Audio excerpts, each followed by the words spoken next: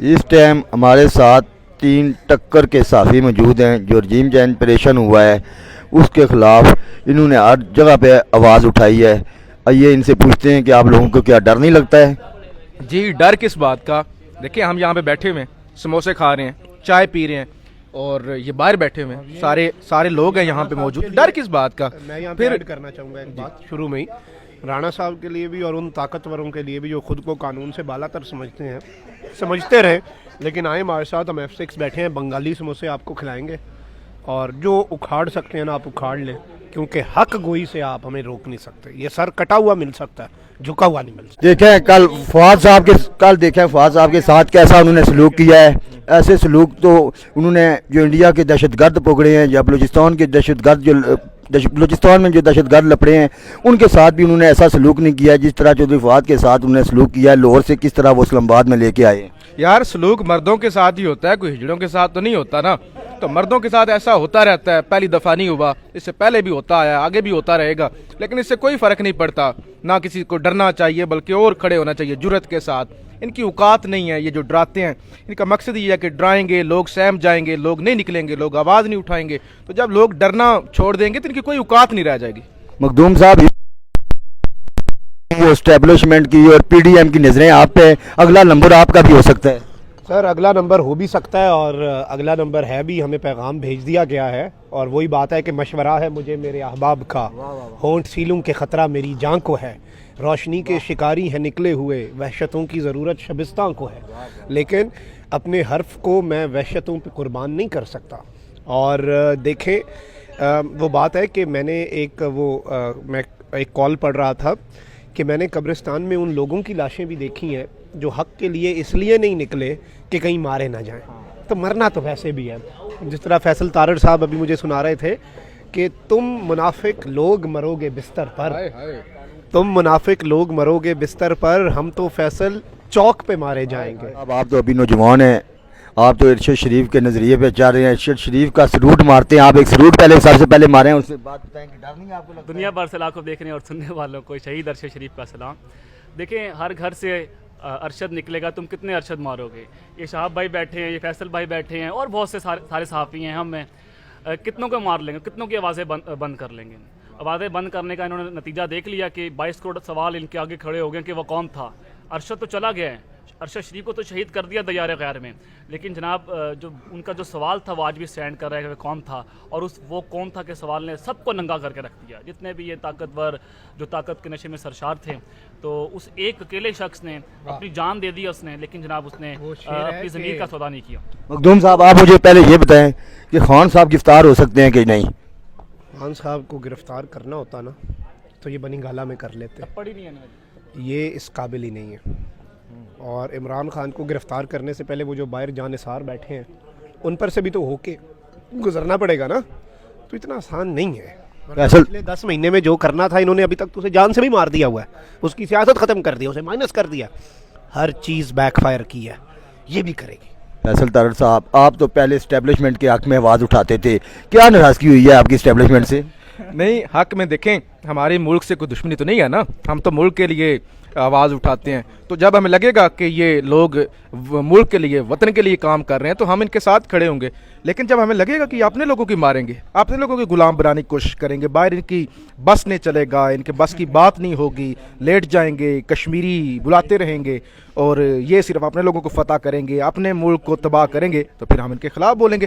یعنی جو بھی ملک کا دشمن ہے، چاہے وہ اپنے ہوں چاہے وہ پرائے ہوں، ہم تو ان کے خلاف بولیں گے. بس اتنی سی بات ہے. فیصل صاحب دیکھیں کہ آپ نے جو رجیم پریشن ہوا ہے اس کی آواز آپ نے ڈٹ کے اٹھائی ہے. اس پاکستان میں بیٹھ کے، اسلام آباد اور خلافے کے اندر بیٹھ کے آپ آواز اٹھاتے رہے ہیں کہ آگے بھی آپ اس کے خلاف آواز اٹھائیں گے. جیسے سلوک ہوا ہے فواد چودھری صاحب کے ساتھ، آپ اس سے ڈرے تو نہیں ہیں؟ نہیں، ڈرنا کس بات کا. فواد چودھری کے ساتھ جو ہوا ہے یہ اس سے پہلے وہ اعظم سواتی صاحب کے ساتھ بھی ہوا ہے. ارشد شریف صاحب کو انہوں نے شہید کر دیا، اور دیگر صحافیوں کے ساتھ بھی ایسا سلوک تو ہوا ہے. تو صحافی جو بھی ہوتا ہے تو وہ صبح اٹھتا ہے تو اللہ کا شکر ادا کرتا ہے، اور رات کو اگر وہ محفوظ ہو جائے پھر بھی وہ جان ہتھیلی پہ رکھ کے چلتا ہے. تو کسی کی کوئی پرواہ نہیں ہے. جو کرنا چاہتا ہے، جو اکھاڑنا چاہتا ہے کسی کا، وہ اکھاڑ لے. چھوٹی سی بات کیا پیغام دیں گے؟ چھوٹی سی بات کرنا چاہوں گا. فواد چودھری بھی خوش قسمت ہے، اعظم سواتی بھی خوش قسمت ہے، शहबाज गिल भी खुश किस्मत है और वो शहीद भी खुश किस्मत है। वो शहीद अरशद शरीफ तो जान दे के कर्ज़ दोस्तां चुका गया। वाह तो ये तो अल्लाह ताला ने उन्हें चुना, ये कुर्बानियाँ, इनसे हम डरते नहीं हैं, हम तैयार बैठे हैं। वो यार ले जाओ। लेकिन मखदूम साहब देखें, मैं भी खान का एक सिपाही हूँ, लेकिन उस तरह लोग बाहर नहीं आते हैं जिस तरह लोगों को बाहर निकलना चाहिए। फिर यही होगा ना, देखें अपने हक़ के लिए नहीं निकलेंगे, वो आपके हक़ के लिए निकला हुआ है। वो गोली खा के 70 साल की उम्र में भी आपके और मेरे बच्चों के मुस्तकबिल के लिए निकला हुआ है। अब हम ना निकले तो फिर मैं ये समझता हूँ कि अब तक की इस पूरी जिद्दोजहद में खान ने अपना हक़ अदा कर दिया। उसने जितना कर दिया ना कि वो आप कह सकते हैं कि इमरान खान ने तो मिट्टी की मोहब्बत में उस आशुफ्ता सर ने वो कर्ज उतारे हैं जो वाजिब भी नहीं थे। अब हमारी बारी है, मिन हैसुल कौम हमारी बारी है, हम अल्लाह की बारगाह में अल्लाह को क्या जवाब देंगे। मखदूम साहब, कभी कोई ऐसा टाइम आया है कि आपको डर लगा हो?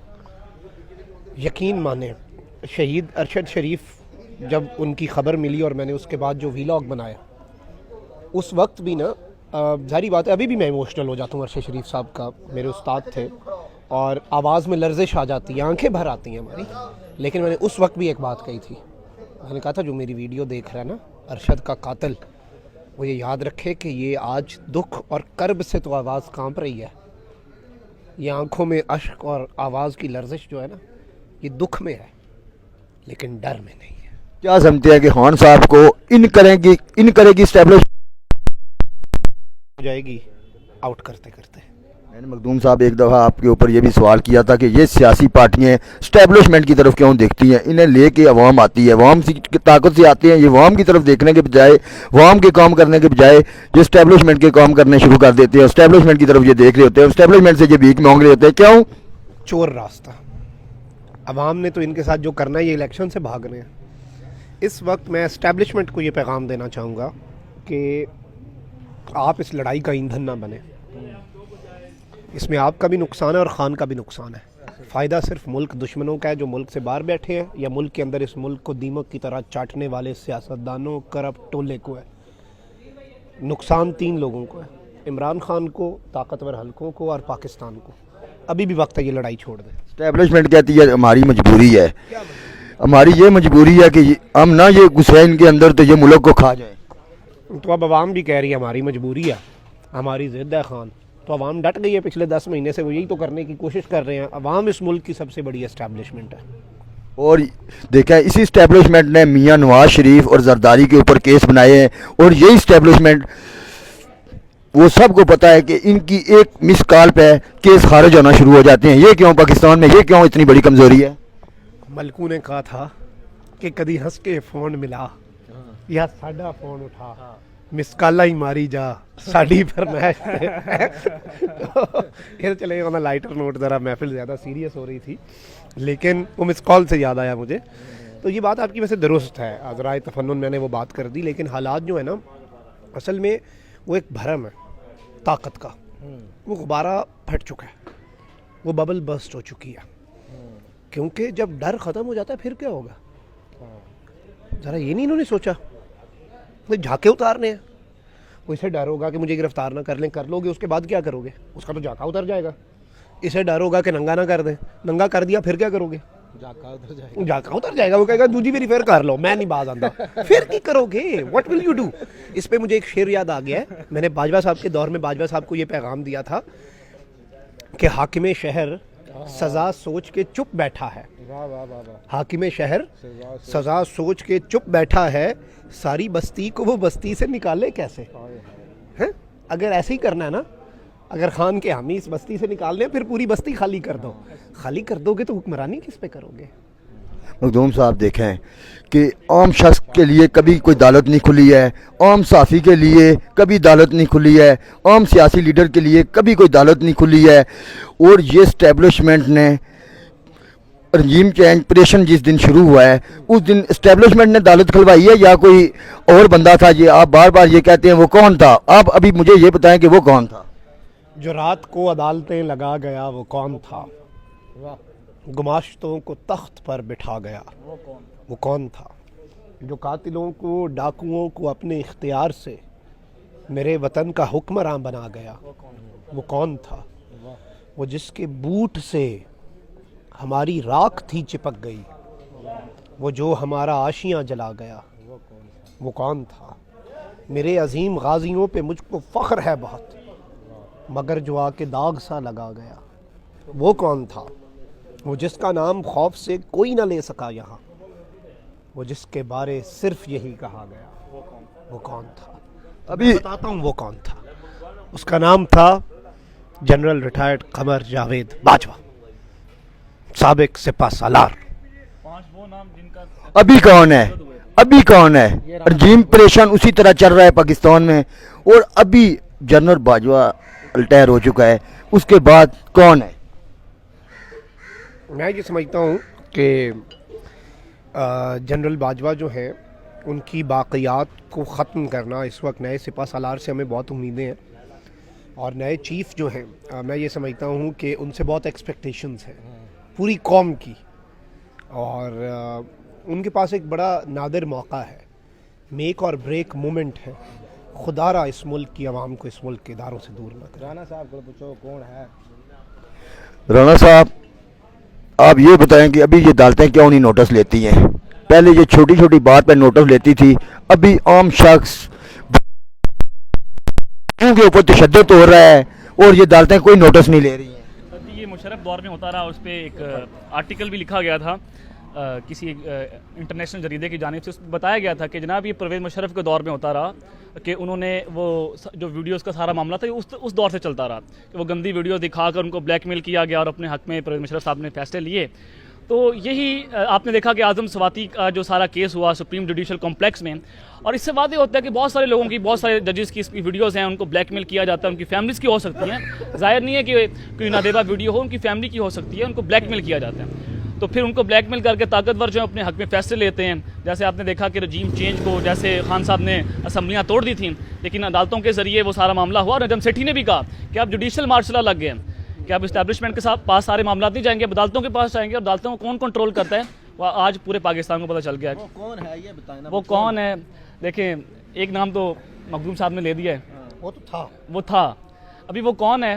وہ ایف آئی آر میں جو ارشد شریف کی والدہ انہوں نے نام نامزد کر دی ہیں، جس میں وہ جس کو خان صاحب ڈرٹی ہیری کہتے ہیں، ایک وہ ہیں، اور باقی ان کے جو وہ قریب ہی ہیں، ادھر سے کوئی 3-4 منٹ کی ڈرائیو ہے، اور آپ کی صحت جو ہے نا اس حساب سے انہیں ویگو بھی نہیں بھیجنا پڑنا، انہوں نے بندہ بھیجنا ہے، اس نے آپ کو موڈے پہ اٹھا کے لے جانا۔ میں آپ کی جگہ پہ چلا جاؤں گا، میں ان سے ڈرتا نہیں ہوں، میں صرف اللہ سے ڈرتا ہوں، اور پاکستان کو دیکھیں مخدوم صاحب دیکھیں کہ ابھی مجھے آپ ایک سوال کا جواب دے دیں کہ الیکشن ہوں گے کہ نہیں ہوں گے؟ آج نہیں تو کل تو ہوں گے، 2024 میں ہوں گے، 25 میں ہوں گے، ہونے تو ہیں، الٹیمیٹلی ہونے تو ہے نا فیصل صاحب۔ تو جتنا لیٹ کریں گے، یہ میں ایک چیز کہہ دوں، یہ میں بڑی سیاسی اپنی بصیرت کو بروئے کار لاتے ہوئے کہہ رہا ہوں، نہیں سیریسلی، طاہر صاحب آج تھوڑا مزاحیہ موڈ میں ہے، تو میں ویسے آن اے سیریس نوٹ یہ بات کر رہا ہوں کہ خان کو ٹریپ کرنے والے خود ٹریپ ہو رہے ہیں، انہیں سمجھ نہیں آ رہی، یہ یاد رکھیے گا، یہ لکھ کے رکھ لیں۔ لیکن دیکھیں وہ تو خان صاحب کو آؤٹ کر رہے ہیں، زرداری صاحب کے کیس، زرداری صاحب بری ہو رہے ہیں، نواز شریف صاحب کے کیس فارغ کرائے جا رہے ہیں، مریم نواز کے کیس فارغ کیے جا رہے ہیں، تو اس پہ آپ کیا کہیں گے کہ خان صاحب کو وہ آؤٹ کر رہے ہیں اور ان کو وہ ان کر رہے ہیں؟ یہ ان آؤٹ جو ہے نا، یہ ملک کے ساتھ ہو رہا ہے، بس ادھر ہی میں بات چھوڑ دیتا ہوں، بس آپ ادھر ہی اختتام کر دیں، سمجھنے والے سمجھ گئے ہیں ملک کے ساتھ۔ کیا کی آزادی اسی طرح لوگوں کو ملتی رہے گی، اسی طرح نعرے لگتے رہیں گے اور لوگوں کو ملتی رہے گی؟